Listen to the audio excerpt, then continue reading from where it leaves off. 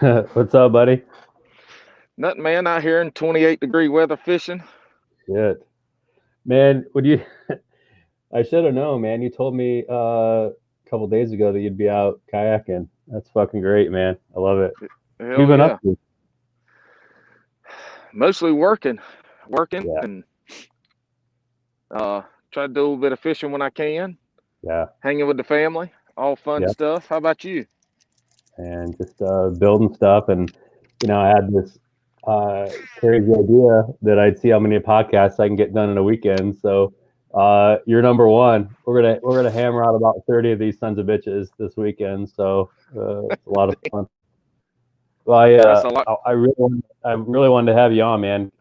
Most of these guys that I'm talking to, guys and gals, are entrepreneurs and founders. So um, I'd love to hear, a little bit about your entrepreneurial story and some of your lessons learned, and food for thought that you can share with entrepreneurs who are checking this thing out. Yeah, my true entrepreneur story really started in May of 2019. I started financial services with a company here locally, and was rolling along with that until March of this year, and COVID hit, and I turned into a house husband, stay at home dad, house husband. Yeah. And um, most of what I was generating business wise was out networking, and that ended. One day it was going, one day it ended. So I made the decision to look at another opportunity, and wanted to stay as an entrepreneur and be in business for myself, and ended up partnering with a buddy of mine here out of Holly Springs, Hmm. and we started that in April and got everything set up, and we got our equipment to start doing our crushing business in September, and so hit the ground running in September, and have just been working ever since. Yeah. That's where the true entrepreneurship started, but the true beginning was in 2014. I was a wildland firefighter Hmm. and left that to go work for a local entrepreneur in the Augusta, Georgia area where we were living, with the mindset that that's what I wanted to do in the future. It was Yeah. be own my own business, and it was a great learning opportunity to work for somebody who had grown a lot of businesses and was successful. Hmm. And it took me up to 2019 to take that leap, and us moving up here was a big catalyst for that. Yeah. That's awesome. So you obviously had a lot of decisions when you were thinking about getting into the crushing business. What were some of the things that you considered and that you'd recommend other people considering before jumping into this type of business? For us, it's all outbound sales. Hmm. Um, so knowing what business that you're getting into, where are you going to be getting a bunch of inbound leads? Are you going to have to go out and prospect yourself? Understanding how you're going to get the leads and the prospects to generate business, Hmm. because they're two very different things, and out prospecting yourself and lead gen yourself is not easy. Yeah. um, and especially for us, it's a new concept, so it's Yeah. not something people are googling for and searching for. Yeah. um, so it's really 99% of our business has been generated from going and knocking on doors and meeting with people, and 100% of it's been cold. Yeah. With that, though, understanding that's difficult to maintain, so Yeah. starting to build that brand awareness and who you are and what you do, um, creating great service so that the folks you're serving are passing your name along and starting to generate that referral business. But Yeah. the biggest thing is understanding how you're going to get your clients, that you're going to serve, and making sure that you are comfortable in knowing how to do that or learning it, or if you need to hire somebody to do that side of it. Man, I tell you, that's brilliant. I talk to a lot of entrepreneurs, And that's something that I think is under considered and underappreciated is you've gotten this business that you're trying to start. Well, who's going to do the selling, and how difficult will that selling to be? And are you the right person to go sell, or do you need to bring somebody else on your team to go do it? That's extremely important to consider. That's fantastic. And like, so you and I met. I guess it's been about a month ago. And one thing I appreciate about what you're out there doing is you're out there building relationships for the long term. It's not a transactional. Hey, can you buy from me? If you can buy from me, let's have coffee. If you can't buy from me, then whatever. You're really out there building relationships in the community.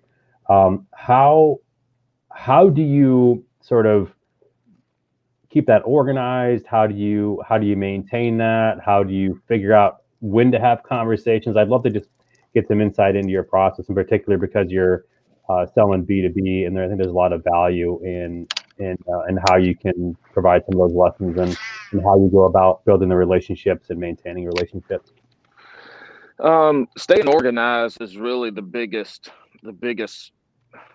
thing I could say people should really focus on. And I use a CRM. Yeah. You know, for the sales process, creating that process. Yeah. You want to get down to your numbers and how many people do I need to see and talk to, and starting to build that ideal client profile. Being organized in that aspect of it is that's the only way that you can really start to see from a prospect and lead side, who is it that I need to target, who's my best prospect and best client, and that's where I want to focus my time and attention on initially. So just having a CRM, either a program or spreadsheet, whatever it is, because not everybody that you meet is going to be a potential client, Right. but everybody you meet can provide value to you through introductions or knowledge. Yeah. Just being able to talk to another entrepreneur or somebody else in sales or somebody else in marketing. And so, creating that network and knowing who's in it, so that if you ever need help, you know who to go to. If you're talking to somebody that's looking for help, you've got that set aside that you can go. So building the relationships is, for me, from a servant leadership standpoint and a giving standpoint, regardless if they're going to be a potential prospect of mine, or if there's somebody else that I might run into that a client or somebody else in my network can help. Yeah. So just being organized and knowing who you're talking to and how you fit into helping them. Yeah. You take it to another level. I mean, you do the shit that people don't do a lot anymore. You're sending handwritten cards. Like I got one of those, and that was fucking great. Like I love that shit. The other thing that you do is like you check in on people, right? Like I was not feeling well. I hadn't posted for a while on LinkedIn. You're like, hey Luke, how's everything going? I haven't seen, like, that kind of relationship building is just next level stuff. And I really appreciate that about you and about what you're doing. My question about that is, so you want to build out a team and you want to build out a company. How do you scale that kind of behavior? It's it's relatively easy to maintain yourself. Some of these high touch point things that you do. How do you scale that and have it be part of your culture as you grow the company? That's a hard question for me to answer because it takes a lot of time to send handwritten notes. Yeah. Another thing that I love doing is when I connect with folks on LinkedIn, I'll send them a quick little 15-second video, usually saying thanks for the opportunity to connect. Yeah, that stuff takes time. With COVID, it changed a lot of things, but a lot of things were the same in that you still need to nurture your network. You still need to stay connected. And, doing those things, I block time out during my week to do those. Yeah. And again, it goes down to, it's not just my prospects I'm doing that to. It's to other folks that have helped me, or, in the future, maybe I can serve them or connect them to someone. Yeah. So those personal touch points really set you apart from a lot of other people.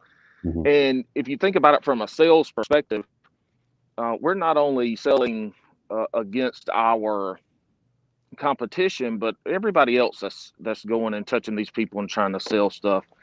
So Yeah. it's just another way to stay in touch with people on a personal level and create a personal relationship, building trust, and you just got to block time out for it. That's the biggest thing I can say is time blocking is great, and it really does help you start to focus your attention in a way that benefits you personally and professionally. Yeah. Yeah. That's brilliant. It's not just competition against other firms that can come in and take the business. You're talking about share of wallet, but not only share of wallet, but share of attention. People only have so many things they can work on, or people they can talk to, or decisions they can make. They get fatigued, and there's certainly the share of attention that you have to capture. So being interesting, being top of mind, being real is certainly important. And I think you do all those things really well. What would you say has been the biggest sort of surprise as you've gone through your entrepreneurial journey, and in particular this last iteration of your entrepreneurial journey? Um,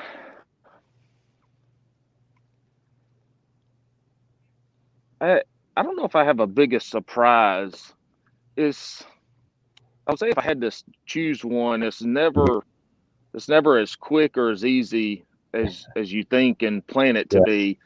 yeah, And I'll say that most folks understand it's going to be hard, but it's creating a plan and then implementing that plan and it changing, almost instantly. So being able to understand that you gotta have a base to work off of, but then as you build it up, you might have to make some changes. hmm The biggest surprise in this one is, we thought we were going to scale a little bit faster than we have. yeah, Um, and not that we haven't done well. It's, just we thought it was going to go faster and it didn't. And so it really had to rein in. It was good from the point it had to rein me in because I get excited. I'm passionate, and it had to make me sit down and take some deep breaths and create a focus. And that yeah, goes back to the part about being, creating that process so that you can start to figure out where your time's best spent. yeah. What are you out fishing for today? Bass, Yeah, but I'll take anything that bites. yeah. Which lake are you on? Well, Sharon Harris. Okay, nice. Yep, good Yeah. times. Um, Man, I think that's another important piece, just to get out and fish sometimes, whether that's literally or figuratively, man. As a business owner, entrepreneur, sometimes you just have to get on the water, and relax a little bit. I know you're having the conversation with me, and I really appreciate that. How do you prioritize those things for yourself to get out in the lake and do the shit that you like to do? Um, Again, it's just creating that time where I know I need to disconnect from work Yeah. and have family time, have a Yep. little bit of time, to myself. Again, it really is setting priorities and Yeah. parameters to where those priorities lie. Work has parameters during the day and the week that I operate. And then outside of that, I don't. Obviously, if an emergency arises with a client, then things change. But Yeah. it's creating that time. It's making sure that you're not neglecting anything. And you know, we don't have time to go down the rabbit hole of work-life balance. Yeah. Yeah. But it is what you create it to be. And again, to the earlier point of starting a business and starting as an entrepreneur, hmm uh, you have to. it takes a lot initially to get going, because sometimes you're not exactly sure what it looks like Mm-hmm. to go. And so again, for me, it's creating processes so that things start to be automated, and I Yeah. can see when something starts, I have an idea when it's going to end. So I'm just not always guessing and not always fishing. Yep. I've got some knowns, and then creating a schedule around that and what's important, um, personally, with family, and then business. Yeah. Wonderful, man. I love it. I'm gonna let you get back on the lake. I'd love to give you the last word, though. Any other words of wisdom, tips, jokes, recipes, whatever you got? Love to hear it. Um, it's I would say to track everything you do down Mm-hmm. to the minute detail in the beginning, Mm. because you don't know what you don't know. You don't know what's important until you know what's important. And when you're starting off, just track everything, and then you'll figure out what's important and what's not. You'll be Mm. able to start to dial it in. It just gives you an opportunity to not always be in a grind, because that's where entrepreneurs and folks starting businesses and people in business in general, they grind, and then they hit that wall, Yeah. and things could be going good or things could be going bad. But when you hit that wall, you're not being productive at Yep. home, in your business. So track everything early, and Mhm. start to realize what's important and understand how your business is going to grow and scale. And then again, you focus on those aspects of it, and you start to be able to understand how to make your business grow. Yeah. I love it, man. You're doing things the right way. Is there anything that you need help with, that if you're in front of an audience that you'd like to ask for help with? Anything that people can do to help you? And man, I'm always looking to be connected to good people. Yeah. First and Yep. foremost, good people. I believe if we connect to good people, then it makes it easier to serve others. Yep. And so uh, when people ask me that, from a personal standpoint, being connected to great people. From a Yeah. professional standpoint, anyone that's looking to cut operating costs in their business and they have roll-off dumpsters. Yeah. Yep. Perfect. Awesome, brother. I hope you have a great day out on the water. Catch lots of bass, and enjoy your weekend. And I'm sure I'll chat with you soon. Thank you so much for joining me.